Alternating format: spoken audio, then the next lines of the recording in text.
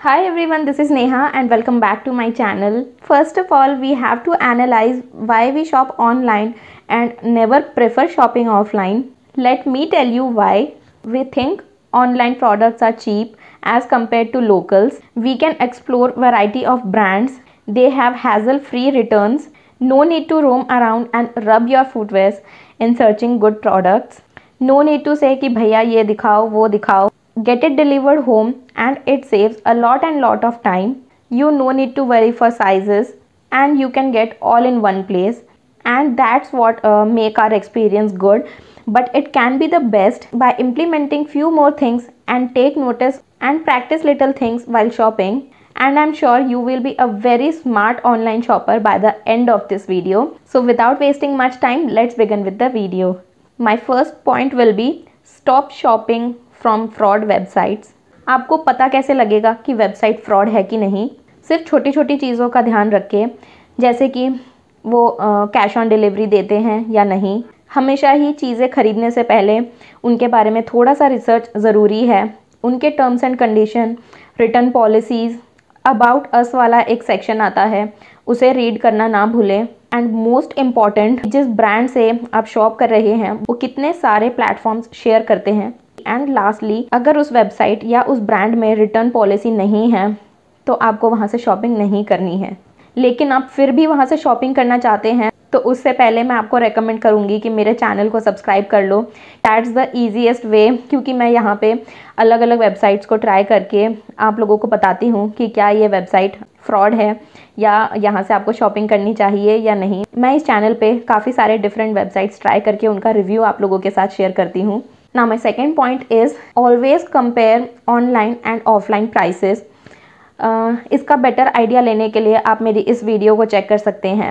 आपको इससे एक अच्छा आइडिया हो जाएगा कि किस तरीके से मैंने ब्रांडेड कपड़ों को लोकल से परचेज़ किया था, एंड वो भी उनकी हाफ प्राइसेस में। आप एक बार मेरी उस वीडियो को चेक करें, आपको पता लग जाएगा कि ऑनलाइन एंड ऑफलाइन आजकल क्या चल रहा है। Always try to compare prices online and offline both.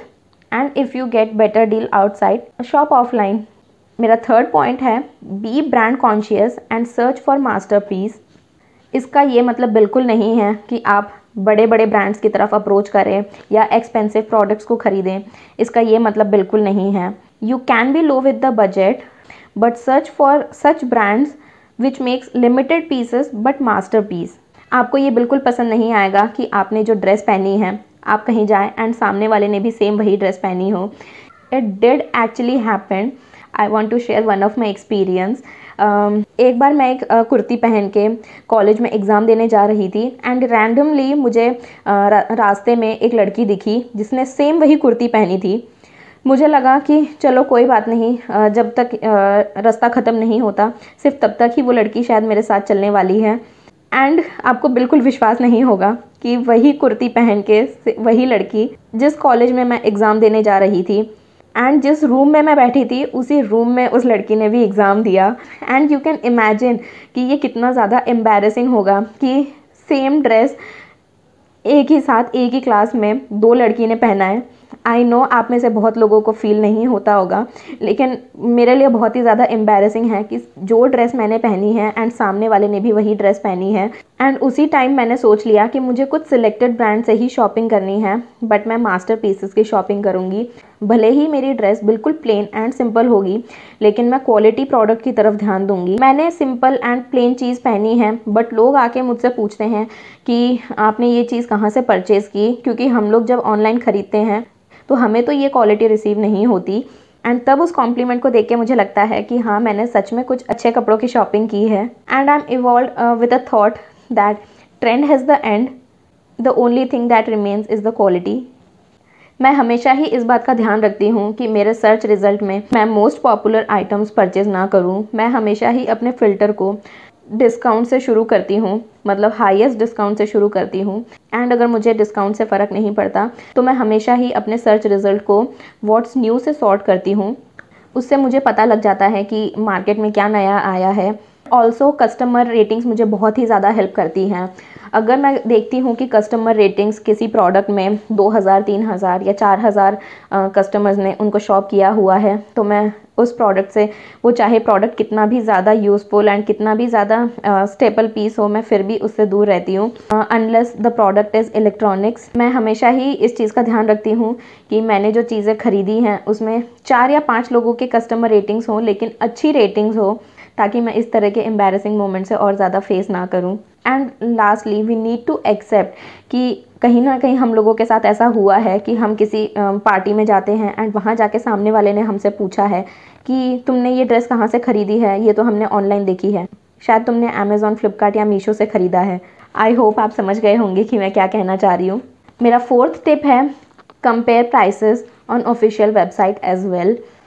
चीज़ें खरीदने से पहले ये बहुत ही ज़रूरी है कि आप 4-5 प्लेटफॉर्म्स पे उसके प्राइसेस चेक कर लें। मतलब मैं आपको समझाती हूँ कैसे।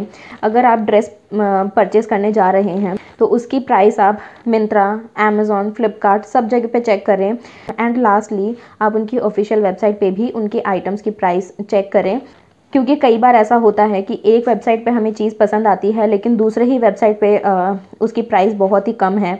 लेकिन इस चक्कर में आप बिल्कुल भी फ्रॉड वेबसाइट से शॉपिंग मत कर लेना।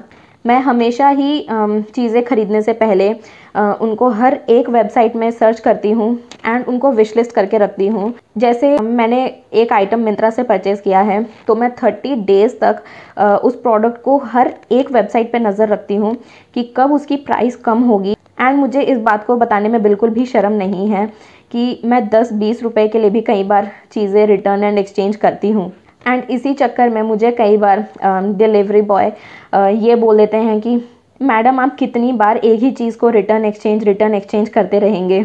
मैं रिटर्न पीरियड ओवर होने तक उसको हर वेबसाइट में चेक करती हूँ एंड जब भी मुझे लगता है कि उसमें 10 रुपये का भी अंतर है तो मैं तुरंत उस आइटम को रिटर्न करती हूँ एंड दोबारा से फ्रेश ऑर्डर प्लेस करती हूँ, unless there is an emergency. And trust me, it is a good habit to save each and every penny of your hard earn money, क्योंकि कहते हैं ना, बूंद बूंद से सागर बनता है। एंड इसी थॉट की वजह से 10-20 रुपए करके I end up saving a lot and lot of money. मेरा 5th पॉइंट होगा, go for the discount not for the sale. मैं हमेशा ही ये बोलती हूँ कि सेल के नाम पे बेवकूफ़ मत बनिए। सेल का नाम सुनते ही लोग बिल्कुल क्रेजी हो जाते हैं एंड पागलों की तरह शॉप करते हैं। एंड आई फील कि सेल इज़ अ ट्रैप। मैं आपको एक्सप्लेन करती हूँ कैसे। सेल का नाम सुनते ही हम पागल हो जाते हैं कि अरे यहाँ तो ग्रैंड सेल लगी है, 70 to 80% ऑफ चल रहा है। That is actually a game these peoples are playing with our mind. Sale का नाम सुनते ही लगता है wow great deal, which is actually not. Limited stocks का नाम सुनते ही हमें लगता है अरे ये तो लिमिटेड है, हमें इस चीज़ की शॉपिंग फटाफट से कर लेनी चाहिए, क्या पता ये हमें बाद में मिले या ना मिले। एंड लास्ट में हम इतनी सारी चीज़ें खरीद लेते हैं जो हमारी नीड के बाहर है। And these people sell their products at such less discount by playing mind games such as limited stock, best deals, lowest prices, etc. And हम इस चक्कर में कभी नोटिस ही नहीं करते कि उस प्रोडक्ट की जो प्राइस है वो पूरे साल ही वही चलती है। सिर्फ सेल के नाम पे हम लोग उन चीज़ों को सेल में ख़रीद लेते हैं, काफ़ी सारा ट्रैफिक देते हैं। एंड सेल से शॉपिंग करने के बाद हम लोग कई बार देखते हैं कि कितने सारे नए नए कलेक्शंस और आ गए एंड उनकी प्राइसेस कितनी ज़्यादा कम हैं। तब हम लोग को समझ ही नहीं आता कि अरे हम लोगों ने इतनी सारी चीज़ें तो ऑलरेडी ख़रीद ली एंड हम लोगों ने पैसा बर्बाद कर दिया। बाद में इन्होंने इतने सारे नए नए और अच्छे कलेक्शन और वो भी कम प्राइसेस में लेकर आए हैं। कई बार कई सारी चीज़ों में हमें सेल से पहले या सेल के बाद ज़्यादा डिस्काउंट देखने को मिलता है। यही चीज़ मैं आपको बताना चाहती हूँ कि सिर्फ सेल के नाम पे शॉपिंग मत कीजिए। अगर आपको किसी चीज़ की प्राइस ऐसी लगती है कि पूरे साल भर उस पर उतना भारी डिस्काउंट नहीं था एंड अगर आपको एक दिन वो डिस्काउंट पे मिल जाए, जिस डील में आपको वो प्रोडक्ट पूरे साल नहीं मिला, तो आपको उसी टाइम परचेस करना है। डजेंट मैटर कि उस टाइम सेल लगा है या नहीं लगा। तो यही मेरे कहने का मतलब है कि go for the discount not for the sale. Number 6 मैं आपको ये बोलूँगी कि शॉपिंग करने से पहले अपने साइज़ेस के बारे में श्योर हो जाएं, क्योंकि हर चीज़ का तो हम लोग ध्यान रख लेते हैं लेकिन लास्ट में हम साइज़ेस में जाके अटक जाते हैं। एंड कई लोगों का एक्सपीरियंस तो इसी वजह से ख़राब होता है। मैं आपको बताती हूँ कि आप किस तरीके से करेक्ट साइज़ परचेज़ कर सकते हैं। अगर आपका किसी ब्रांड के लिए स्टैंडर्ड साइज़ L है तो ज़रूरी नहीं है कि दूसरे ब्रांड के लिए आपका सेम साइज़ हो। मैं हमेशा ही अपने टॉप वेयर जब भी परचेज़ करती हूँ तो मैं उसमें ध्यान रखती हूँ कि मैं अपने बस्ट साइज़ के हिसाब से आइटम्स को परचेज़ करूँ। किसी आइटम में हो सकता है कि स्मॉल में मुझे 38 बस्ट मिल रहा है एंड कहीं पे ऐसा हो सकता है कि मुझे डबल एक्सेल पे 40 बस्ट मिलता है। ऐसे बहुत सारे कपड़े हैं जिसमें मुझे किसी में डबल एक्सेल फिट होता है तो किसी में स्मॉल फिट होता है। एंड ऑल्सो आप डिस्क्रिप्शन में जाके चेक कर सकते हैं कि मॉडल ने कौन सा साइज़ पहना है। अगर मॉडल ने स्मॉल साइज़ पहना है एंड मॉडल के ऊपर जो फिट है उसका बैगी फिट आता है, और अगर आप उसमें बैगी फिट नहीं चाहते तो आप उसके लिए एक्स्ट्रा स्मॉल परचेज़ करें। मैं कई बार अपनी शॉपिंग इसी तरीके से करती हूँ। एंड जब भी मैं बॉटम वेयर को परचेज़ करती हूँ तो मैं उसमें waist size and hip size check करके उसके बाद ही ऑर्डर करती हूँ, क्योंकि मेरी जो बॉडी है वो एप्पल शेप बॉडी है। मतलब मैं टॉप से हैवी हूँ एंड बॉटम से लाइट हूँ। तो कई बार जब मैं चीज़ें वेस्ट साइज़ के हिसाब से परचेज़ करती हूँ तो शायद वो मुझे हिप से थोड़ी सी लूज़ हो जाए, तो इसीलिए मैं हमेशा ही हिप साइज़ के हिसाब से प्रेफर करती हूँ। अगर मुझे ट्राउज़र वगैरह परचेज़ करना है या मुझे क्यूलोट्स परचेज़ करने हैं तो मैं हमेशा ही वेस्ट में बड़ा साइज़ परचेज़ करती हूँ।